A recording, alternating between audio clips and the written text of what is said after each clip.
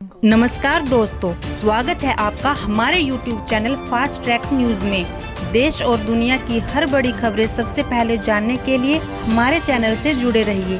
आज की मुख्य खबरें।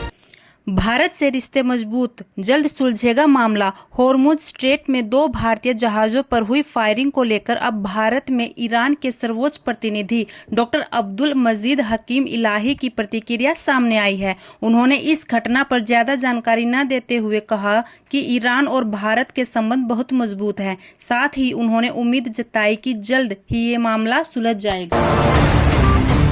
जितना पता है उससे भी पुराना है सिंधु घाटी सभ्यता का ये शहर। पुरातत्वविदों को ऐसे सबूत मिले हैं जिनसे सिंधु घाटी सभ्यता के सबसे बड़े शहरों में से एक के बारे में चली आ रही कहानी को चुनौती दे दी है। नए अध्ययनों से पता चलता है कि वर्तमान पाकिस्तान में स्थित सिंधु घाटी सभ्यता का प्रमुख शहर मोहनजोदड़ो पहले बताए गए अनुमानों से भी कहीं ज्यादा पुराना है। पुरातत्वविदों ने बताया है कि मोहनजोदड़ो की एक मुख्य दीवार को लगभग 2700 से 2600 ईसा पूर्व में बनाया गया था। इसके पुरावशेष आज भी लोगों को आश्चर्यचकित करते हैं और यह बताते हैं कि यहाँ एक प्राचीन सभ्यता विकसित हुई थी।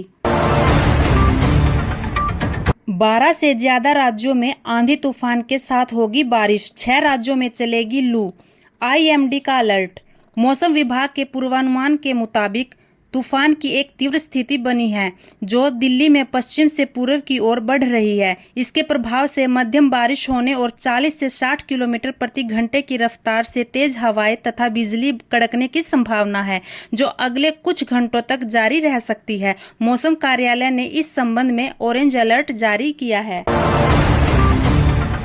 उत्तर प्रदेश में नोएडा के औद्योगिक क्षेत्र में 13 अप्रैल को हुए श्रमिक आंदोलन के दौरान आगजनी और तोड़फोड़ की घटना ने अब बड़ा मोड़ ले लिया है, जब इस मामले के मास्टरमाइंड आदित्य आनंद की गिरफ्तारी तमिलनाडु से की गई है। इंजीनियरिंग पृष्ठभूमि वाला यह आरोपी श्रमिकों को उकसाकर हिंसा भड़काने वाले नेटवर्क का अहम चेहरा बताया जा रहा है।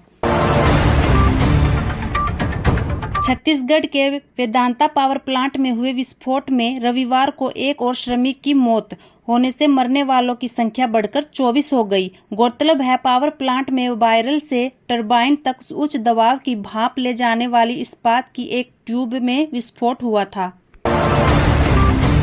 महाराष्ट्र की राजनंदिनी पवार को फेमिना मिस इंडिया 2026 में फर्स्ट रनर अप का ताज पहनाया गया। उन्होंने कहा, मुझे यकीन है कि यह तो बस शुरुआत है, पूरा सफर बहुत खूबसूरत रहा।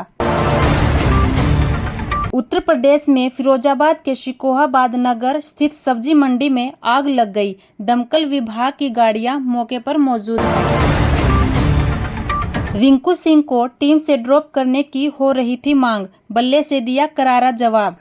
IPL में 3 साल बाद ठोकी 50, KKR को आखिरी ओवर में दिलाई जीत।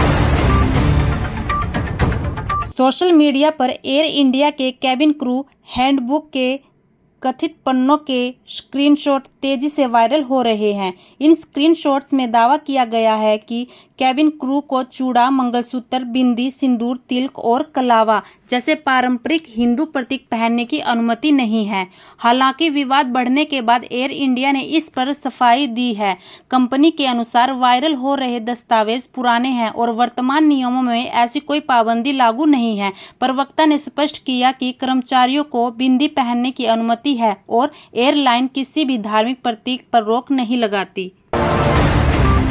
अमेरिका और ईरान के बीच युद्ध के दौरान पाकिस्तान के सेना प्रमुख जनरल असीम मुनीर तेजी से चर्चा में आए हैं। राष्ट्रपति ट्रंप ने उन्हें खुलेआम अपना पसंदीदा फील्ड मार्शल कहकर संबोधित किया है, लेकिन कुछ अमेरिकी खुफिया अधिकारी और क्षेत्रीय विश्लेषक मुनीर के ईरानी सैन्य नेतृत्व के साथ संबंधों को लेकर चिंता जता रहे हैं। पश्चिम बंगाल के बांकुरा में रैली को संबोधित करते हुए नरेंद्र मोदी ने कहा, हम चाहते हैं कि राजनीति में भी ज्यादा से ज्यादा बेटियां आए। बंगाल की महिलाएं 33% आरक्षण चाहती थी और इसे 2029 से लागू करवाना चाहती थी।